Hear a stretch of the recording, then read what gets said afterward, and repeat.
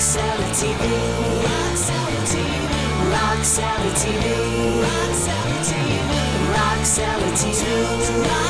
TV. What was the typical session like? Would you guys go in and cut a couple songs in a session, or would it be done live? They were all kind of a bit. I'm into something good. We went into the studio. I think the Animals had just finished recording The House of the Rising Sun, and they were loading their gear out. And we drove all night from Manchester, which in those days was like 7 hours in a van with gears, you know, and up hills and things, no freeways. And we loaded in and we recorded the A side and the B side in 3 hours, and then we left and the Nashville Teens came in. That's the way Mickey worked.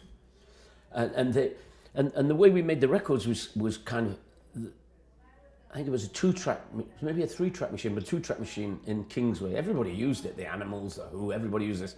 But what we would do is we would do it live, and then we'd mix it all down to one track, and then we'd do the lead vocal, we'd double track the lead vocal, and then put it down to one track, and then do the background vocals, and any overdubs, like some little guitar check, we'd add all that on again. So it was kind of all, and it was always to mono, because we were mixing for the radio. We weren't mixing for the purchasers, we were mixing for the radio. Interesting. Different.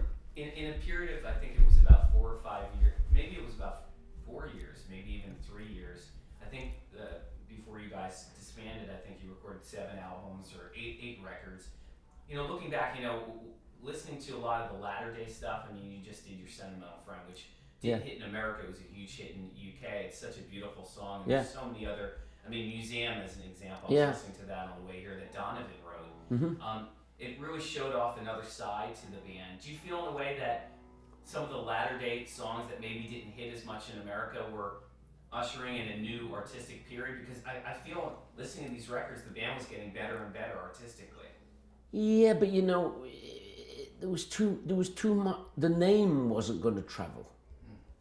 You know, if we'd have called ourselves anything, look at some of those great bands, the Foremost.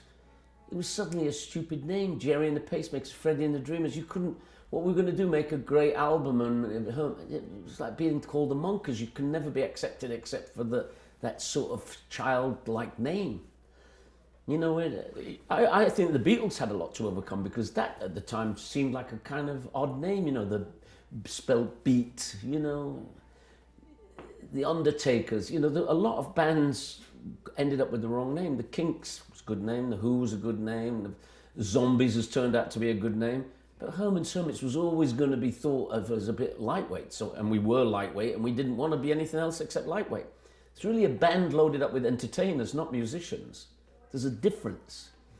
Genesis is loaded up with one entertainer, now, or 2 entertainers, if you say Phil Collins and Peter Gabriel, and musicians. We weren't musicians, we were all entertainers. We could all dance and make fun of the audience and do things that were entertainers. We were the Des O'Connor of rock.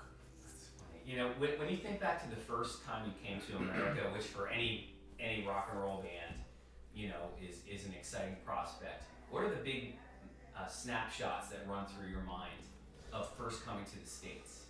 Well, I was a Yankophile, so every minute of it was exciting to me. I wanted to be here, always.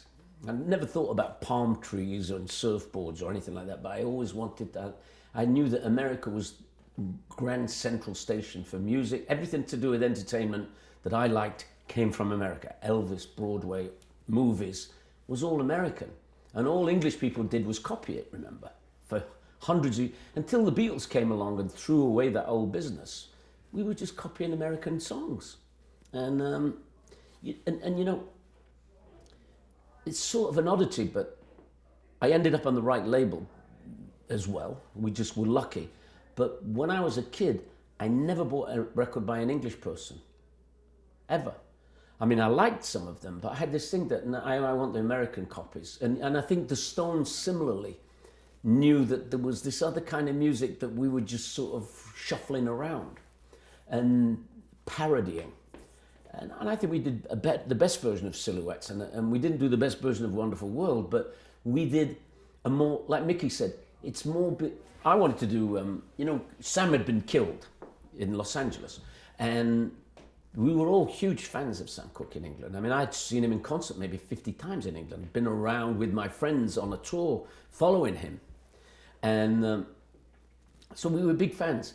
And I thought I thought maybe we'd do Cupid or something. Cupid drop, which would have been a kind of a good song for Herman's Hermits. And he goes, no, you're going to do Wonderful World. I said, why do you do Wonderful World? I said, because you are. You don't know anything about history and you don't know anything about biology. You're an idiot. Get in there and sing it. And it wasn't true. I did know quite a lot about trigonometry. I was always first in that. But it made more sense of a 16-year-old boy singing that as if I was at school than a 30-year-old Sam Cooke singing it. Do you know what I mean? Yeah. Nowadays it would be unacceptable, some 30-year-old guy talking about high school stuff. That's crazy. I'm a huge Elvis fan, and among the bands that got to meet Elvis back in the day, he was a fan of the Zombies. In fact, on his jukebox, he had some Zombie songs. But the Zombies I Spoke with Rod Argent, they actually went to Graceland when they were touring, but Elvis was away. But you were one of the few fortunate people that were in rock and roll bands. I mean, the Beatles met him. The Stones, I talked to Keith about it. He said, never happened. We wanted to meet him. But there's an amazing piece of tape and photos of you meeting Elvis in Hawaii. So I wanted to get the whole backstory and what that was. The backstory was that there was this guy called Tom Moffat who had a radio. He was a general disc jockey on KPOI, which was a fantastic Hawaiian radio station that, like, you'd go there and you'd get off the plane, you'd hear the Animals and Herman's Hermits and whoever was like the top 40 at the time. And Elvis was there making a movie, and Tom Parker was in the Kahala Hilton. And we said, there's Tom Parker. And our manager and Tom Moffat said, these boys would like to meet Elvis. How do we do that? And he goes, well, Tom Parker, who are they? Well, they're called Herman's Hermits. Yeah. Where are they playing? The Hula Bowl. Oh. How many tickets have you sold? This is Tom Parker. And Tom Moffat said, it's been sold out for about 2 weeks. What time would you like to meet Elvis? And we said, well, anytime we'll work it. And he said, how about 6 a.m.? It was a test. 6 a.m. up in the mountains. And so we were all in. Everybody was in, but the Hermits overslept. Me and Barry, the drummer, stayed up all night, so that we'd be ready at 4 o'clock to get in this car and go up the mountain, because we were really into it. So we got there, and he punked us, which was really funny. We went there were these like Hawaiian huts. I can't remember the Hawaiian style marriage, some Elvis movie. Paradise Hawaiian style or something. Yeah, Paradise, something, one of those anyway. And they took us in this Hawaiian hut, and there was Elvis laying down on the floor, face down, like, drunk, completely drunk. And we were all like, oh boy, this is not good. He's been, And then Elvis walked in, and it was one of his boys punking us. And it's kind of an unforgettable moment because, I met lots of people. I mean, I knew the Beatles and they were famous, and I knew the Stones and they were famous and everything, but Elvis walked in and he looked like Elvis Presley. Whoa, had all the makeup on because he was in a movie, he was dressed, he was fit, he was fit, and you go, wow, this is really a good looking guy. And I'd called my sister from the hotel. Once upon a time, it was really difficult to make phone calls, It was like operators and Urmston 6751, country code, didn't exist.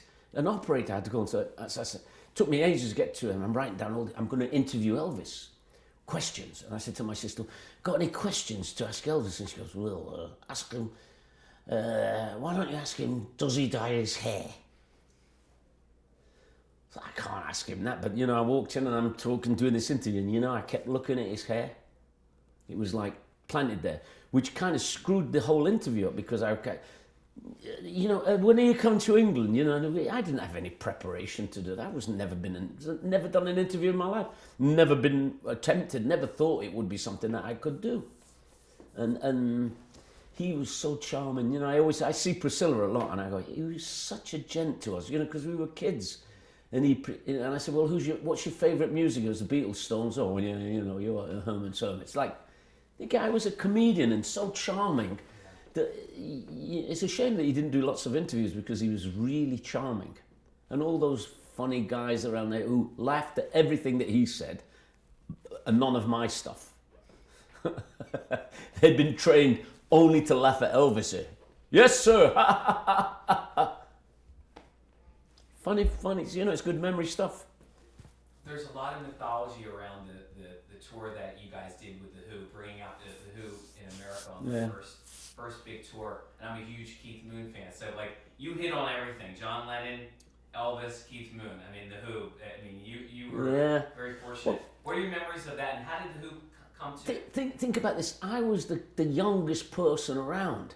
I was younger than everybody else, so everybody gave me a break. Do you know what I mean? I was the kid that like sometimes, like for the Stones, we'd do this TV show in Birmingham, and they had this big blue American car, and I would go up to every band knew me because I was the person. Where are you going? Where are you lads going? To the Stones. Like, we're trying to get rid of me, but we're going to London. Can I come with you? And they go, okay, and I'd sit in the car with them, and they'd drive me to London. I didn't know. Then they'd drop me off somewhere, And I didn't want to go home to my mum. The Hermits all went home to their mum and dad. I'm with the Stones. So, with Keith Moon, what happened? We did a Ready Steady Go Christmas pantomime, and it was me and Eric Burden and the Who, and Eric was funny, and I always got to be the straight man. I was always Prince Charming. Do you know what I mean? If it was Cinderella was going to be in it, I would have to be Prince Charming. I was the handsome leading man kind of guy, and Eric Burden would be the one of the ugly sisters. You know what I mean? That kind of thing. So, and during the show, the Who came on, and they were so much better than any band around. I mean, they were so much better than everybody else that I became a fan. And Roger Daltrey was like the best singer. Wow, this guy's a great singer. Everyone said, oh, shit, he can really sing. And then Moon came flying through the scenery, through the set, and landed at my feet, and we became like lifelong mates because I had kind of a lot of that sort of other personality thing that he had, that sort of Jekyll and Hyde thing. I had a load of that. Like if I had a couple of drinks, I would become Keith Moon. And when I was sober, I was Peter Noone. I was like Andy Williams or some Pat Boone, who became Keith Moon. So I was living in these two things, and he knew what I was doing, and I knew what he was doing. So we became lifelong mates. And then we had an opportunity to bring them on a tour because they were a pop band. Remember, if you think about the Who, Pictures of Lily, Happy Jack, they're pop songs. Herman could have recorded those songs. We could have even done Substitute. We could have even done. They were pop songs. They hadn't become the power trio with a singer. And we brought them on the tour. And of course, right from the beginning, I became Keith Moon's minder. I was the person who was supposed to keep him in order to get him, because I was the old timer who'd done loads of tours, and now we brought them on the tour. And we just, every day, said, we need to go water skiing every day. That's what I said to the roadie. We need to go water skiing every day because people who water ski are very fit. And drummers and lead singers, we have to be fitter than everybody else because, if you're just a bass player, you just stand there going boom, boom, boom. But we need to be fit and strong. So every day we'd rent a boat and go on a lake. It was sometimes freezing, but we got movies on lakes in Fort Lauderdale. We'd arrive, we had our own plane, we'd arrive, and they'd take us to this thing. And Asbury Park, we jumped off, there were a lot of fans waiting outside the door, so we jumped off the end of the pier in our underpants and went to the hotel in our underpants, across a beach. And then the woman at the front desk said, do you have an ID? No. And then luckily the roadie. And we had this guy called Bob Levine, who was our roadie, who'd been around for hundreds of years. And we said, it's his party, he's going to have a birthday party in Fort Wayne, I think it was something like this, his birthday. We say it's his 21st birthday because then he can drink. I think it was his 20th birthday, but we lied it was his 21st birthday. I think it was Michigan, Flint, Michigan. Flint, Michigan, yeah. So what happened was we had this thing that we'd always done, that if there was going to be anything destroyed, we would prepay for it. We'd arranged with Bob Levine that we were nice people, but sometimes damage would be done, so let's prepay for the damage. So he went to the hotel and said, do you have a room that you want to redecorate, basically? That was, would you like have a room that you would like to completely redecorate as new? And we thought we were going to get a bedroom, and the guy eventually gave us, well, no, you can have this. It was like one of those, like a convention room with those funny folding doors. And he said, you can have all of that, because they must have wanted to redecorate it. So he said, well, how much? He said, I think in those it's like $500 to repaint and everything. So I said, it may not really paint, because all we've got common is a bunch of boys and girls and cakes. So we ordered like 100 birthday cakes. So it was kind of really odd. Everyone was a little bit drunk. There wasn't that much drugs or speed around. It was just drunk. And it just started off like, we went there to throw cakes at each other. Like a bunch of lads in their underwear throwing cakes at each other. And there were some girls there, you know, which I was more interested in the girls. But then Moon, you know those tables with the folding legs and everything? So he gets up there, and I had a minder who famously, I could lose this guy in a second. I've been through bathroom windows to lose my minder, because they thought I was dangerous to me. So they had a man whose job was just to watch out for me all the time. Never saw me ever. But so Moon is on this table, and he's drunk and he's doing a bit of this, and the guy grabs him by his underpants at the back. You know, as you do. As you do. He grabs him from the underpants, and Moon does one of those. Boom! You know, his feet in the air, and because this guy, strong guy is holding him by his underwear, and he hits his teeth, knocks half a tooth out. They take him off to, we've got a date the following day, and the Who want him there for that date. This is before, are there any drummers out there? Preferably a good one. They needed him big time. This was a tour. So he flew off somewhere. They got his tooth fixed and showed up for the gig in Philadelphia, all happy. With like it was just great. Amazing amount of stamina. You see all those English guys, if you think about it, the ones who didn't have the you know, like the Stones said, I said, what's wrong with Brian? He was a wimp. What do you mean he was a wimp? Well, Brian was a wimp. He couldn't go out all night, shag a load of birds, do some LSD, drink some vodka, and show up for the gig.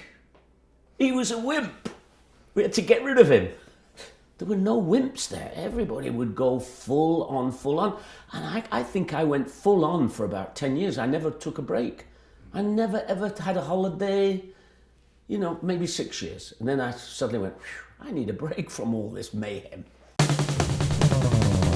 RockCellarTV, RockCellarTV, RockCellarTV, RockCellarTV, RockCellarTV, RockCellarTV.